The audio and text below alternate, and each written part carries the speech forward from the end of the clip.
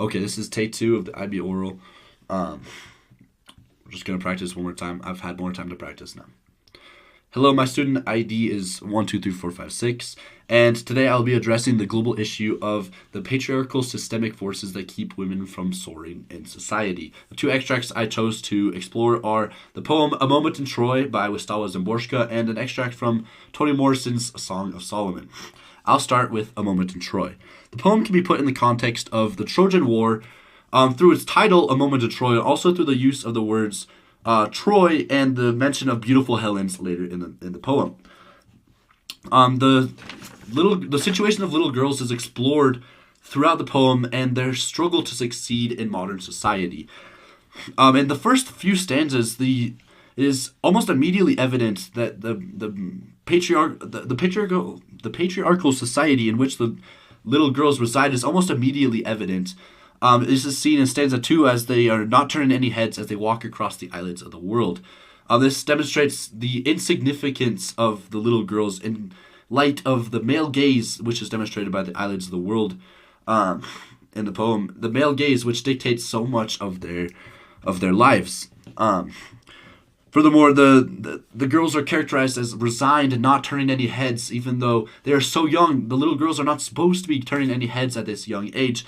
However, they seem to be affected by the fact that they are not turning any heads and wish to be attractive even at such a young age. This shows the weight of the patriarchal society that acts on them and really holds them back from their true potential, since they should not be worrying about this at such a young age.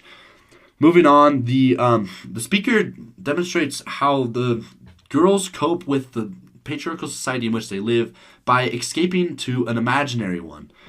This is seen in stanzas 4 and 5. In the middle of a book, while studying the mirror, may suddenly be taken off to Troy in the grand boudoir of a wink.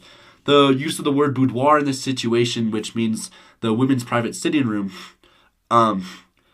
is used as a metaphor by the speaker to demonstrate the weight of responsibilities and expectations that are put onto the little girls, even at such a young age, in their imaginary world. And this imaginary world is demonstrated as in the middle of a book, we're studying the mirror, they're taken off to Troy. This is typical moments when girls are lost in imagination, or anybody can be lost in imagination. Moving on, stanza 8 demonstrates typical fantasies or objects of attraction for little girls, such as tall, dark movie stars, their girlfriend's older brothers, and the teacher from art class.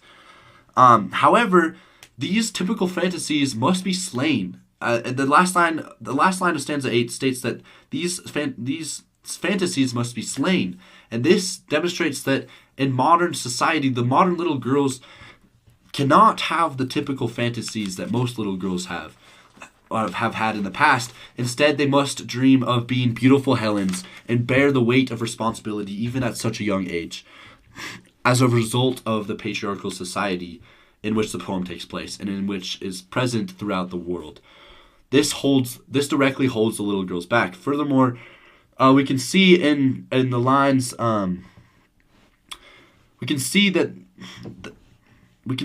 in stanzas 9, 10, and 11, as each stanza begins to start with the words little girls.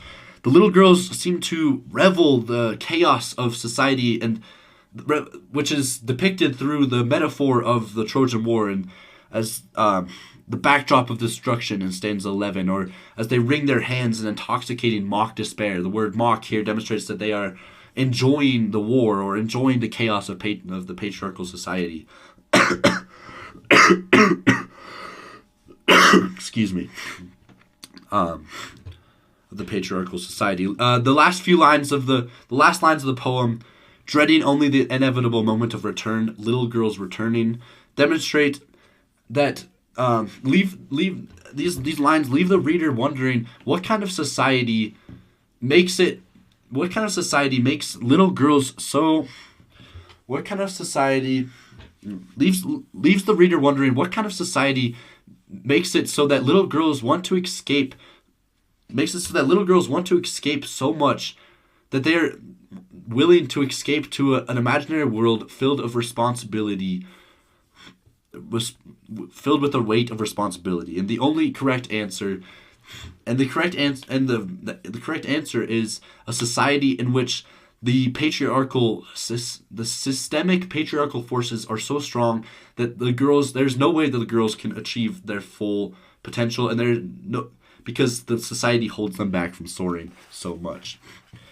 I will now move on to my extract from Song of Solomon.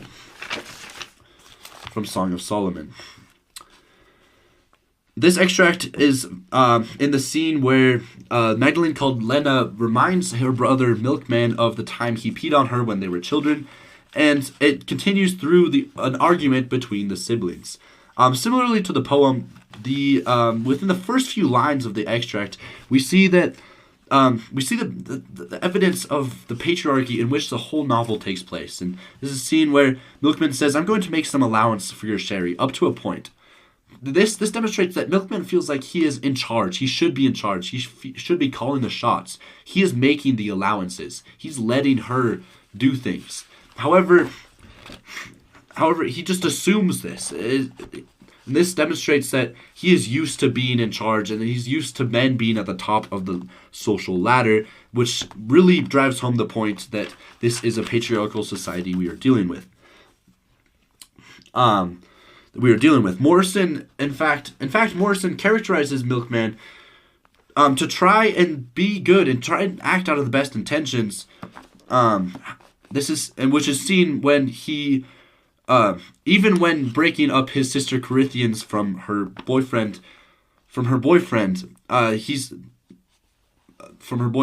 Milkman stopped, unable to explain. This is lines 14 and 15. Milkman stopped, unable to explain about the days, about what he suspected. This demonstrates that Milkman is trying to protect his sister. However, all Morrison's characterization of Milkman ends up doing is showing how ignorant he is of his unwilling role in the system that acts so hard on the women in his family to hold them back from soaring to their full potential.